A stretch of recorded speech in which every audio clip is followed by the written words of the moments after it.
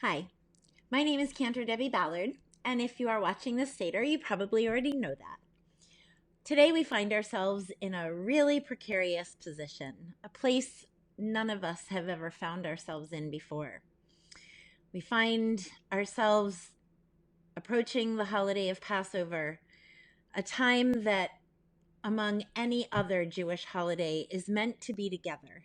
And unfortunately, today we find ourselves in our homes, isolated from people that we love, and not able to celebrate the holiday in a way that we would normally have chosen. But while we are dealing with the situation at hand, I wanted to make it a little bit better for everybody by preparing this Seder. And originally, I was going to simply broadcast it live on Facebook. But I also decided that perhaps there were families who just felt like they had an awful lot going on, who maybe wanted to stop and start a Seder at their own leisure and not have to even go online to onto Facebook or social media to get access. So I've decided to offer this Seder as a pre-recorded version so that you can have it and play it at your leisure, whether you play it tonight or tomorrow or any other time. This is my gift to everybody in my community.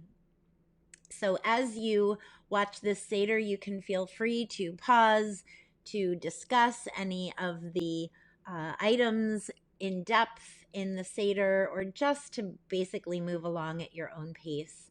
And please know that whatever you do, I wish you a very happy Passover in the best way possible. And wherever we are next year, may we all have the privilege of being together. Thank you and happy Passover.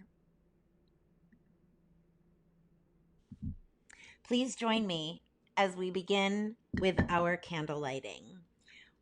We say the blessings over the candles, not for Shabbat this year, but for Yom Tov, wishing ourselves and each other a happy and a healthy holiday.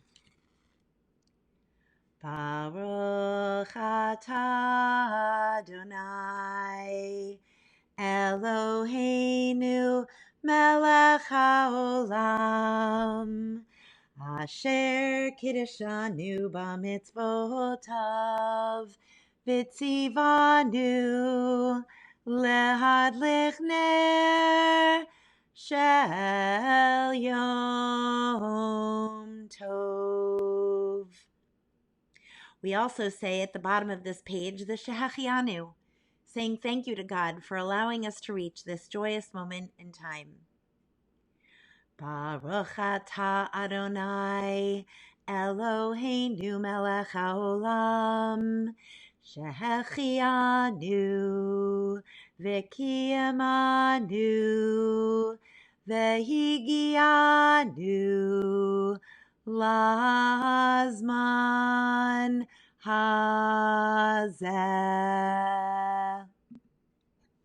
We continue with our sanctification on page 2. Since ancient times, every Jewish festive meal has begun with the Kiddush. It originally celebrated our exodus from Egypt. In many ways, it is a celebration of freedom, but it is also a reminder that even today, most people on earth are not free. So tonight we celebrate freedom for everyone on earth who is lucky enough to be free, and we pray for freedom for those who still live shackled by the chains of fear, the chains of poverty, the chains of slavery, and the chains of religious intolerance. Please join me on the bottom of this page. Baruch atah Adonai Eloheinu melech haolam borei peri hagafen. Amen.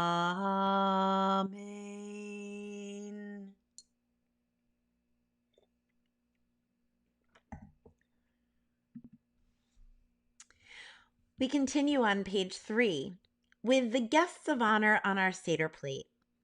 Now, I'm sure each of you have some semblance of a Seder plate at home.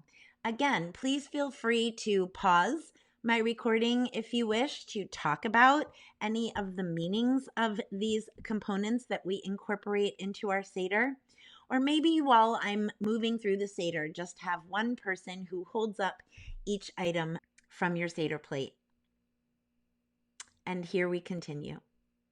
When Moses asked the Pharaoh to free the Jews, the Pharaoh refused.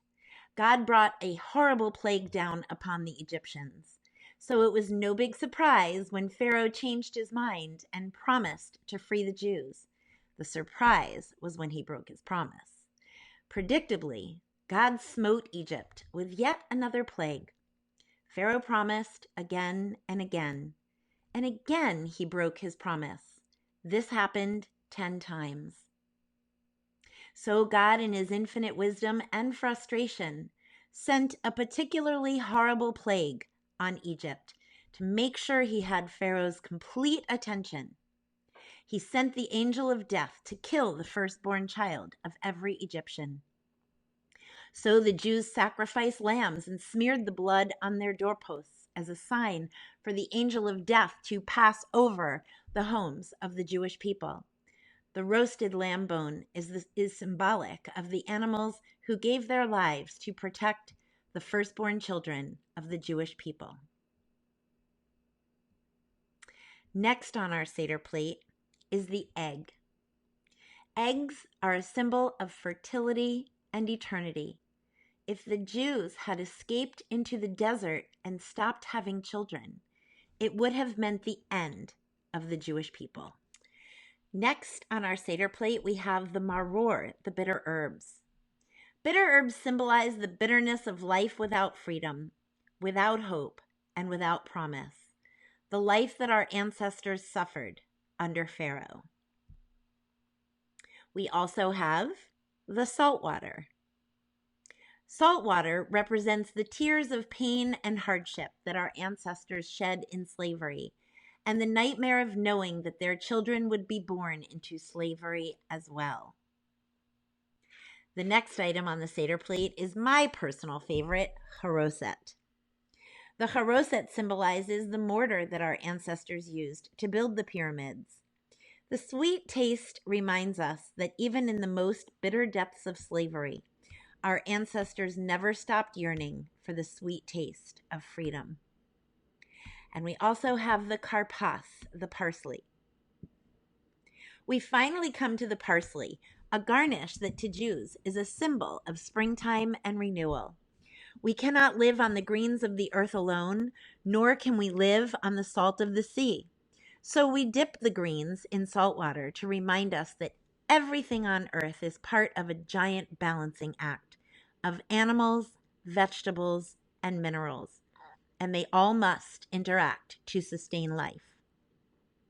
So now, please take your parsley and dip it into the salt water as we recite the blessing together. Baruch atah Adonai, Eloheinu melech haolam, borei peri ha'adamah. And we say in English, blessed are you, creator of the universe, who creates the fruit of the earth. Next on our Seder plate is the matzah. We all know that before you bake bread, you have to wait for the dough to rise. That process traps air in the dough to make it thick and soft. When our ancestors escaped from slavery in Egypt, they were more concerned about surviving the murderous spears of Pharaoh's soldiers and the deadly heat of the desert than they were about the rising of the bread. Matzah is what happens to bread on those rare occasions when you can't take the time to wait for your dough to rise, especially when Pharaoh's soldiers are close behind. So we eat the matzah to remind us of the dangers that our ancestors faced and the sacrifices that they made in leaving behind the only world they knew, in leaving their homes and their belongings to race into a barren, parched, unknown desert wasteland in search of freedom. Matzah is the bread of poverty. Some people say that we hide a piece of matzah to remind us that when we were poor, we could not eat without setting aside some of our food for the next meal. But we also break the matzah to remind us that we must set some of our food aside today for those who go hungry, as the Jews did under Pharaoh. Let all who are hungry come and eat.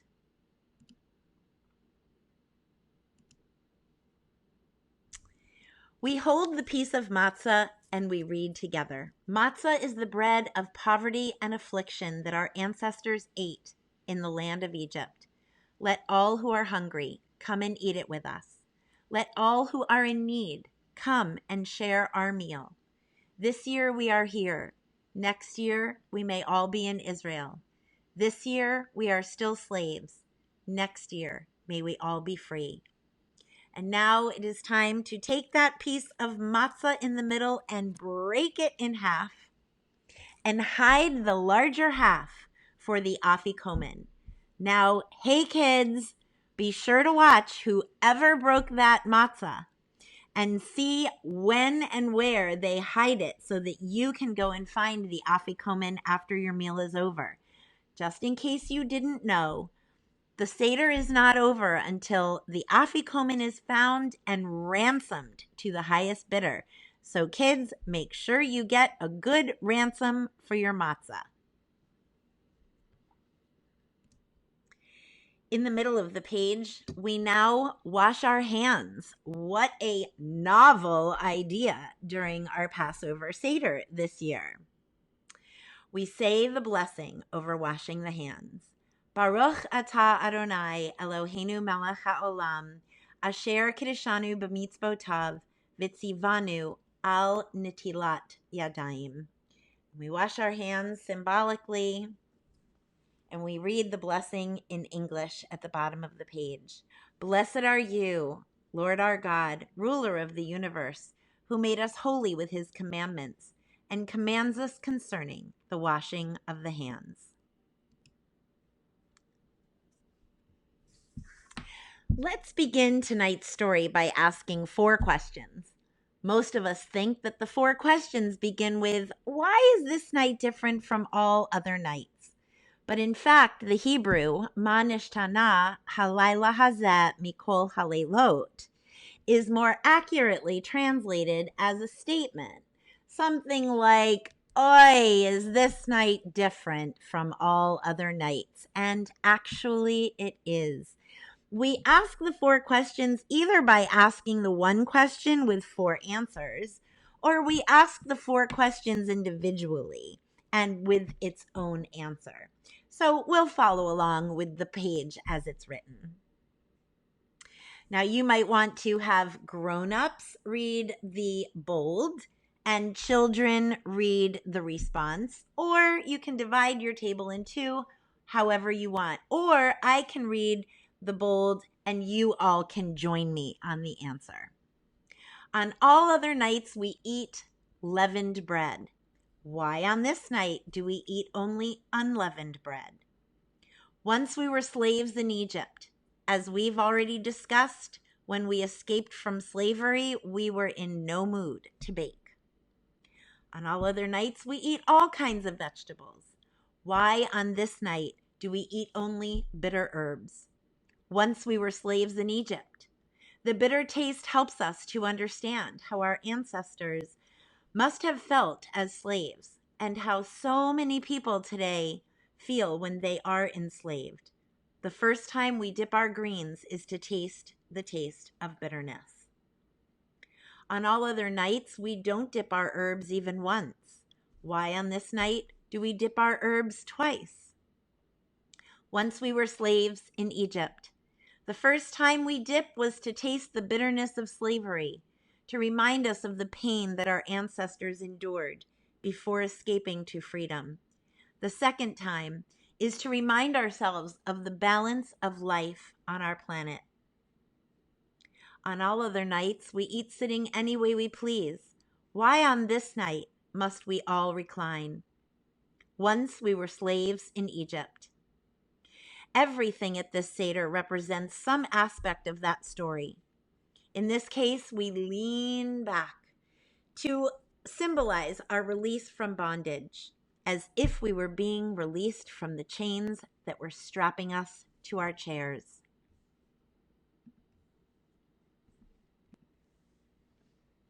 And now let's go, kiddos. It's time to sing the 4 questions.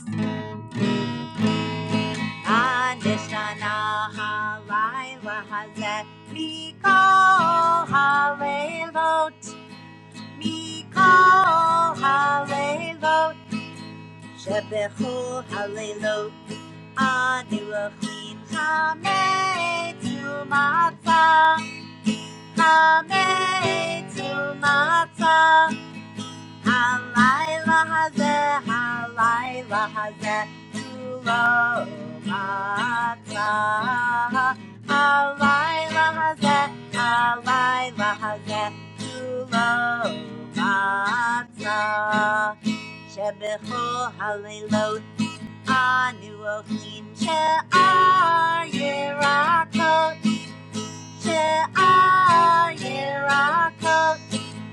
halayla hazeh maror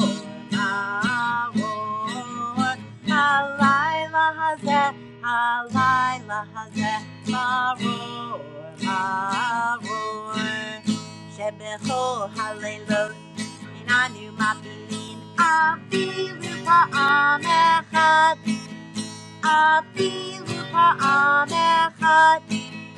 halayla hazeh teteh te'amin halayla hazeh teteh te'amin shebechu halelot anu achlin bin yoshvinu bein mesubin halayla hazeh kulanu mesubin halayla hazeh kulanu mesubin.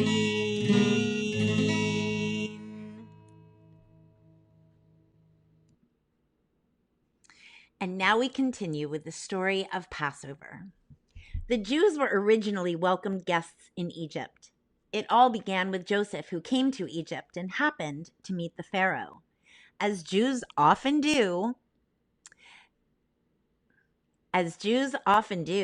Joseph offered the Pharaoh some unsolicited advice. Build storehouses and fill them with grain. For some unknown reason, the Pharaoh decided to take Joseph's advice, which was fortunate for Pharaoh, the Egyptians, and the Jewish people, as years of famine did strike and there was still food left to eat. Pharaoh was so grateful that he invited Joseph's brothers and their families to move to Egypt. Joseph's family took advantage of Pharaoh's offer, and eventually they became known as the Israelites. The Israelites stayed in Goshen for 400 years. The first 200 years they found favor in Egypt and grew into a mighty nation. New Pharaoh was not happy, and he decreed that the Israelites be slaves. For another 200 years, the Israelites toiled as slaves. They yearned for a savior and they yearned for freedom. Ramses II became Pharaoh, and he watched the Hebrews grow in spite of their enslavement. He ordered that all newborn male Israelites be thrown and drowned in the Nile. One day, on the 7th of Adar, a baby son was born to 2 Hebrew slaves, Yocheved and Amram, from the house of Levi. From the moment he was born, we are told their son's face shone like the sun.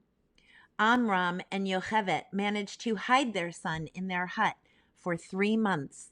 However, as the infant's cry became louder, they knew that if they didn't do something, that he would be found and drowned. So they made a basket of reeds and pushed it out into the river. To this day, no one quite knows what they were thinking, but it somehow worked out okay. The Pharaoh's daughter was bathing in the river when the baby happened to float by. She heard the cry of the infant, and her heart was opened with compassion. She decided to keep him for her own. She named him Drawn from the Water. In Hebrew, we say Moshe. In Arabic, it is Musa. And in English, we pronounce it as Moses. Miriam, the older sister of the infant Moses, watched from the reeds as Pharaoh's daughter held him to her breast. She approached the princess and told her of an Israelite woman who could wet nurse the infant. The woman was none other than Moses' mother, Yocheved. So for the next few years, although Moses was raised in Pharaoh's palace as a prince, his real mother, Yocheved, still cared for him. Moses grew up in the palace and learned all the things a prince would learn. He lived amongst royalty and luxury, yet only Yocheved, Miriam, and Aaron, his older brother, knew the truth, that Moses was really an Israelite slave. For 40 years, Moses lived as a prince of Egypt until one day Moses saw an Egyptian beating an Israelite slave, and Moses killed the Egyptian. Moses immediately fled the land of Egypt, and he became a shepherd in the land of Midian.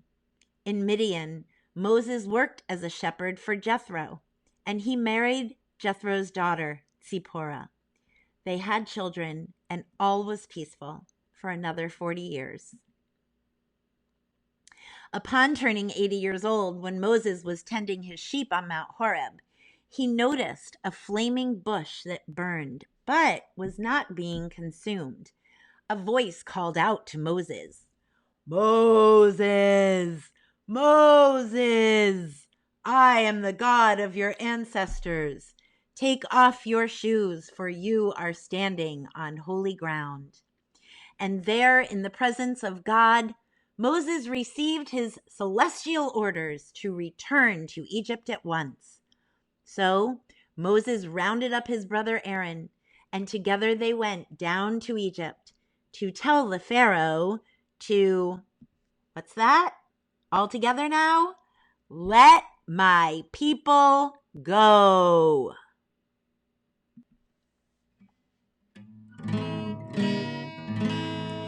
When Israel was in Egypt's land, let my people go. Oppressed so hard they could not stand, let my people go.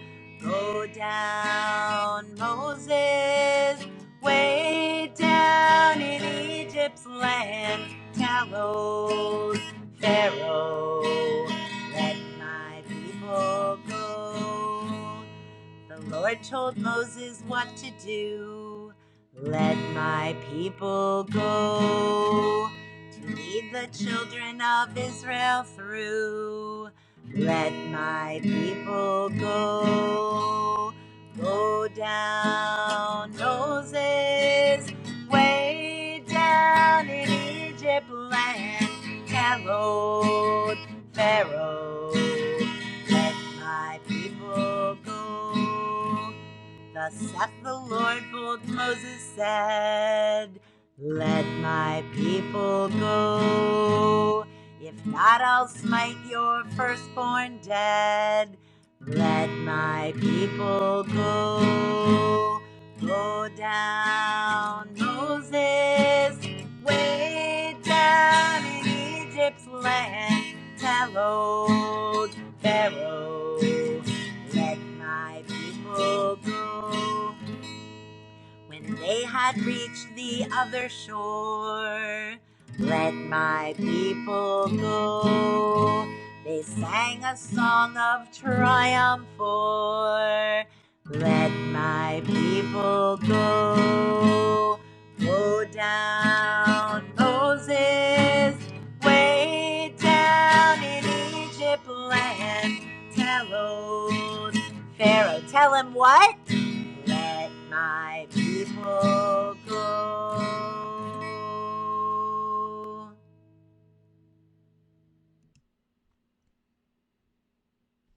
So we know we've mentioned some of the plagues already, but we know that this was one very stubborn Pharaoh. So we need to talk about all of the plagues that Moses and the Lord brought upon Egypt.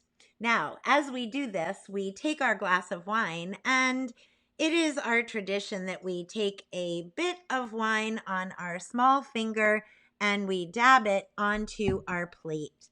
Now, we do this because just taking out very little, we're taught a very important lesson, and that lesson is that even in the defeat of our enemies, we must never take joy and celebration in the demise of our enemies. So taking our wine out little by little represents our resistance to pain on anyone's behalf.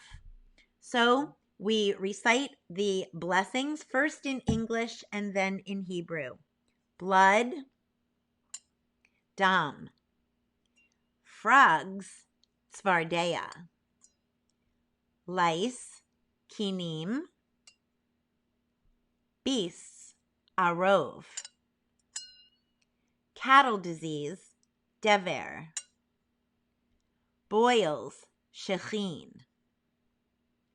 Hail, barad. Locusts, arba. Darkness, choshech. And the killing of the firstborn Egyptian, machat bechorot, before Pharaoh finally let the Jewish people go. The last plague was the worst, the slaying of the firstborn. Moses told the Israelites to slaughter a lamb and to dip hyssop into the blood and mark their doorposts, so the angel of death would pass over their homes. The angel of death smote all of the firstborn sons of the Egyptians, including Pharaoh's son. And finally, Pharaoh called Moses and Aaron to the palace, and he said, "Be gone, all of you." Quickly, by the light of the moon on the 15th of Nisan, the Israelites took their belongings and together with their Redeemer left Egypt. However, Ramses II had second thoughts. He sent his army after the Israelites. Pharaoh's army caught up with the Israelites at the Red Sea. Trapped between an army of Pharaoh's soldiers and death by drowning, Moses appealed to God, who obliged. Moses lifted his staff into the sky, and the walls of the Red Sea parted, allowing the Israelites to pass through. When the Egyptians tried to follow, the walls of water caved in and drowned them. Now, even though it's not in my actual Haggadah, every year at Broken Sound, I tell the story of my favorite character in the story of Passover. And guess what? It's not actually Moses, although he was pretty awesome. My favorite character in the story of Passover is one we rarely speak about, and his name was Nachshon. Now, Nachshon was the first person to reach the water. But something you don't know about Nachshon is he was terrified of the water. He did not know how to swim. So looking in front of him, he saw water, and he knew that he was in grave danger having to go into the water. But as he looked behind him, he also saw Pharaoh's army coming close behind, and he knew he had to gather all of his courage in that moment. It was right then that Nachshon took his first step into the water, and he continued step by step, facing his fear and going in anyway. The Israelites followed him, and it was truly at that moment that the water parted, when Nachshon, filled with courage and determination, and the people joined in courageously when they all took that first step together. They all made it across the river. Now, if God had taken us out of Egypt, that would have been enough. If he had punished the Egyptians and destroyed their idols, that would have been enough. If he had divided the sea and led us across dry land, that would have been enough. If he had taken care of us in the desert for 40 years and fed us, that would have been enough. If he had given us the Sabbath, that would have been enough. If he had brought us to Mount Sinai and given us the Torah, that would have been enough. If he had brought us to the land of Israel and built the holy temple, that most certainly would have been enough. For all of these things alone and together, we say, that would have been enough. And for all of these things, we are grateful. Now, I know you all know the song, so let's all join in. Ilu hotzi hotzianu, hotzianu mi Mitzrayim, hotzianu mi Mitzrayim, dayenu, dayenu, dayenu, dayenu, dayenu, dayenu, dayenu, dayenu. Die, die, new, die, die, new, die, new, die, new. Ilu natan, natan lanu, et haTorah natan lanu, et haTorah die, new. Die, die, new, die, die, new, die, die, new, die, new, die, new, die, new, die, die, new, die, die, new, die, die, new, die, new, die, new. Ilu natan, natan lanu, et hashabat, natan lanu, et hashabat, dayenu, die, dayenu, die, dayenu, die, dayenu, dayenu, dayenu.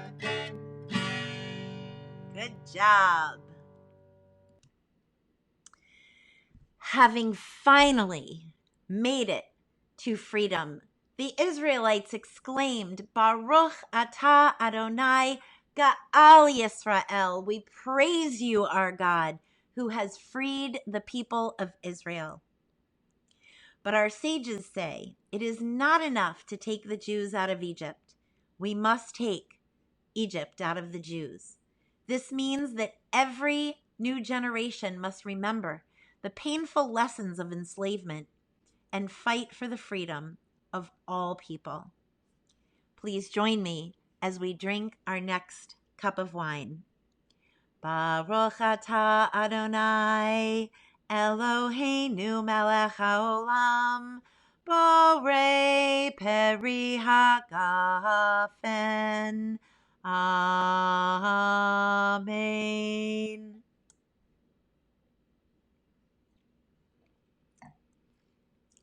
Now, at this moment, you should have an extra glass of wine on your table. This wine is for the prophet Elijah. So it is at this moment that we welcome Elijah. We pour that extra glass of wine and we set it on the table. We say, this cup is for Elijah the prophet. We open the door to greet him and we invite him to join our Seder and bring with him a time of peace and freedom. And we continue with Eliyahu Hanavi. Eliyahu Hanavi, Eliyahu Hatishbi,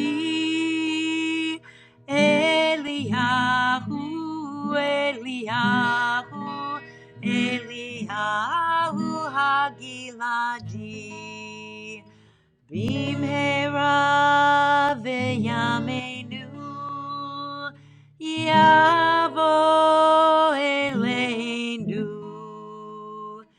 Imashiach ben David, Imashiach ben David, Eliyahu Hanavi, Eliyahu Hatishbi, Eliyahu, Eliyahu. Eliyahu Hagiladi.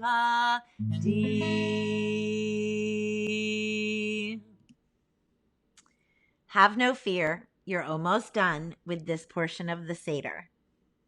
We continue by highlighting the matzah and the maror. And so we take a piece of matzah again and we say, Baruch atah Adonai Eloheinu melech haolam hamotzi lechem min haaretz. We read the English. Blessed are you, Adonai, our God, ruler of the universe, who brings forth bread from the earth. There is a second blessing that we say over the matzah. Baruch atah Adonai Eloheinu melech haolam asher kedeshanu b'mitzvotav v'tzivanu al achilat matzah. Blessed are you, Adonai our God, ruler of the universe, who has sanctified us with your commandments and commanded us to eat unleavened bread. And now we continue on the bottom of the page. At this time, everyone should take a bit of maror and some charoset. And we dip the maror into the charoset to recall the bitterness of slavery that our ancestors were able to withstand only because it was sweetened by the hope of freedom. And we read the blessing together on the bottom of the page. Baruch atah Adonai Eloheinu melech haolam asher kedeshanu b'mitzvotav v'tzivanu al achilat maror. And in the English, blessed are you, Adonai our God, ruler of the universe, who commands us to eat bitter herbs. And finally, we make one more sandwich. Now we just take our matzah along with just the bitter herbs. In the days of the Temple of Jerusalem on Passover, Rabbi Hillel would eat a sandwich made of the sacrificial lamb, matzah, and maror. Now that we no longer bring sacrifices to the temple, we eat a vegetarian sandwich. In the Jewish tradition, just as the sacrificial lamb was shared in the day of the temple, to show that we are all in this together, we are all one family. We are all part of a larger community of people, and we are all responsible for one another. We now take our wine and we join together for our third glass of wine.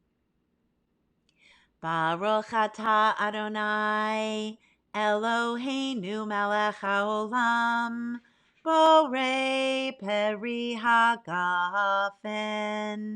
Amen.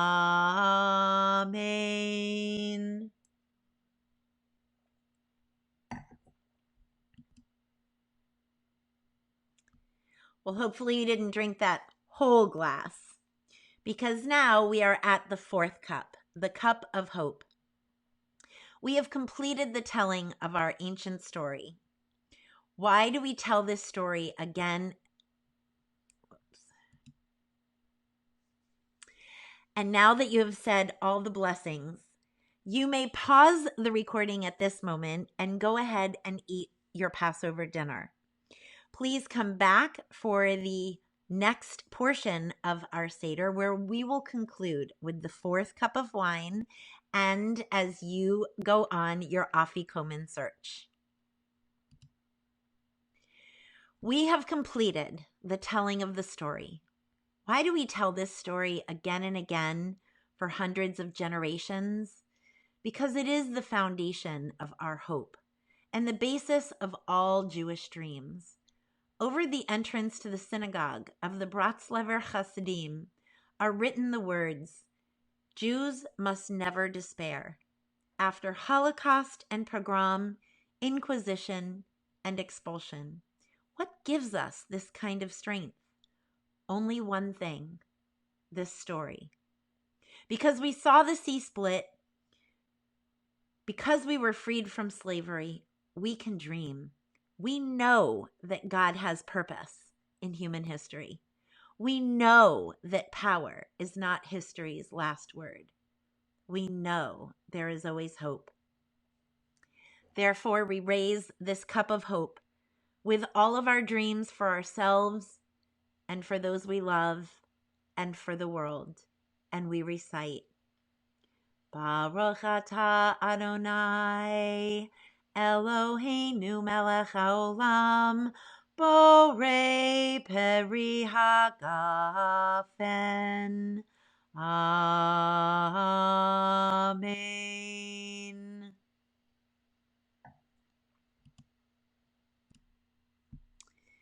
And now, ladies and gentlemen, this concludes the recorded portion of the Passover Seder. Please feel free to linger around your Passover table. Hopefully, you are finding creative ways to connect with your loved ones and your families, but hopefully, you are staying very safe on this special holiday. Again, we say next year in Jerusalem, but more importantly, next year in the company of those we love. I wish you all a happy and healthy Passover and enjoy the holiday.